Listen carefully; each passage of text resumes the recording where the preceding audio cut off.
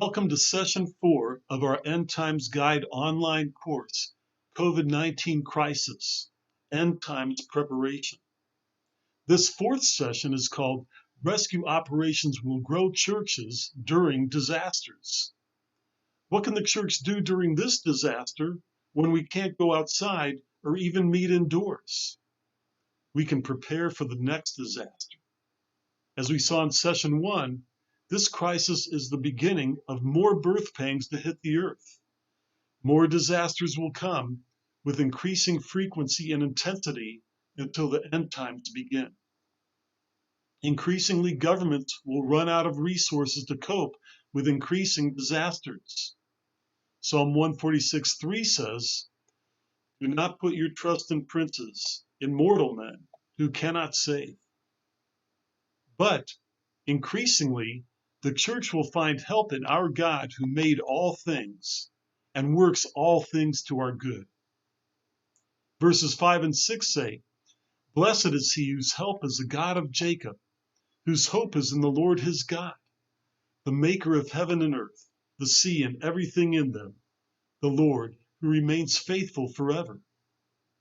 Verse 7 and following show how the Lord helps those who turn to him during disasters. Quote, "He upholds the cause of the oppressed and gives food to the hungry. The Lord sets prisoners free. The Lord gives sight to the blind. The Lord lifts up those who are bowed down, the fatherless and the widow. But he frustrates the way of the wicked." God allows disasters, which are the consequences of man's sin, in order to frustrate the way of the wicked, but also to help the way of the righteous. He doesn't get shaken by disasters like we do. He's not concerned as we are about our appointments, about our schedules, about our agendas. He doesn't mind disrupting the things we depend on in order to show us how much we really depend on him. But he is concerned about the oppressed, the hungry, the prisoners, the blind, the bowed down, the alien, the fatherless, and the widow. And we should be concerned too. With the help he gives us, we should help others. I consider it a great honor to serve as prayer pastor for a street ministry in Belize City called Remar. Right now I'm confined to an island in Belize, while Remar is out there in Belize City, keeping a safe social distance, wearing masks, but distributing food to inner city people who can't afford to buy groceries, while inviting them to join Remar, engage in discipleship, and learn to depend on the Lord the same way Remar does. Here's an important question that each of us should answer. What group is the Lord leading you and your church to minister to when more disasters come? There'll be many more people to reach in each of the Psalm 146 groups: the oppressed, the hungry, the prisoners, the blind, the bowed down, the alien, the fatherless, and the widow. You might say, well, I really just need to seek my own fulfillment right now. But ask anyone who gets involved in this ministry of helps, and each one of them will tell you, I've never felt so fulfilled as when I'm helping others. We have a lot to learn from people experienced in disaster preparedness. While you're confined at home, I would advise getting an ebook called When All Plans Fail Workbook. Be Ready for Disasters by Paul Williams.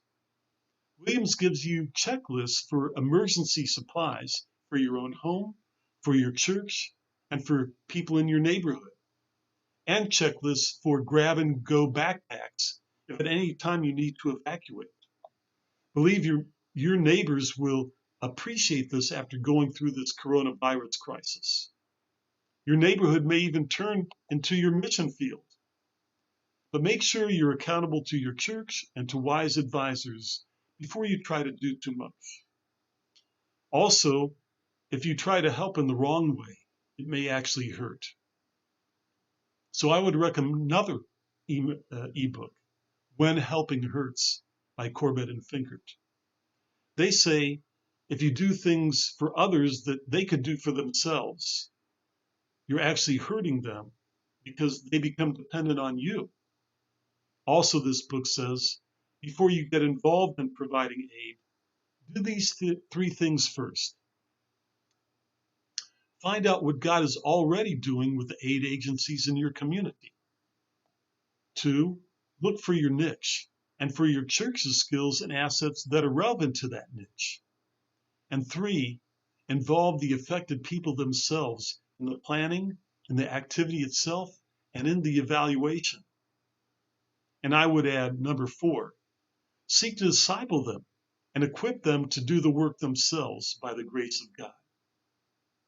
That's how Remar has multiplied street ministries around the world. And that's why Remar has special permission right now to minister in the streets while the government is requiring others to stay at home.